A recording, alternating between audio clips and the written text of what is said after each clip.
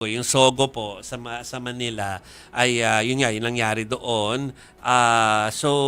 Meron na ba kayong, kasi ang daming kumakalat na fake news about it eh. True. Ano po yung clarification doon? Lalo at meron mga pinapakitang duguan na floor, 'di ba? So ano po? Yes po. Meron po kasi din silang inihahagis, may mga ibinabato po sila na parang kulay red at hindi naman po dugo yun.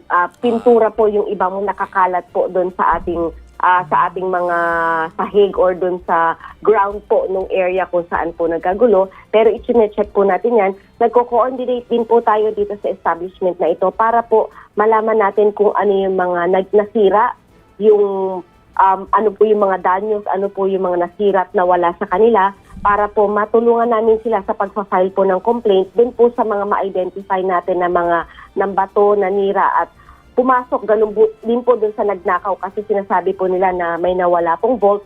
So lahat po yan ay kino-consolidate natin ang report po ng security din ng nitong establishment na ito para po matulungan sila sa pagpa-file ng case. Magkano daw po yung laman ng vault, ma'am?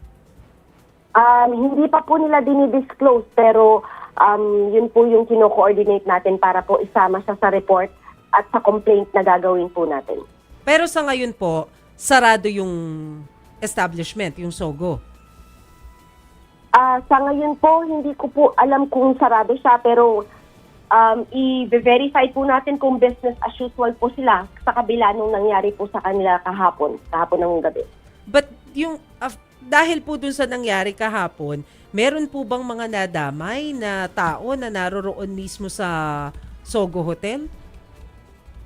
Wala naman po tayong reported na mga nasaktan, although ang sinasabi po ng establishment is meron pong supposed to be na magpapahinga, mag-check-in, kaya lang po hindi na nila nagawa. Ganon din po yung mga guests nila, natakot po kasi nagulat po sila dahil nga po nagkaroon ng pagbabasag at panggugulo po doon sa ground floor ng establishment. So yun po yung naging cause lang naman. Wala naman po tayong reported na naging injured doon sa mga customer o doon sa mga clients po ng establishment.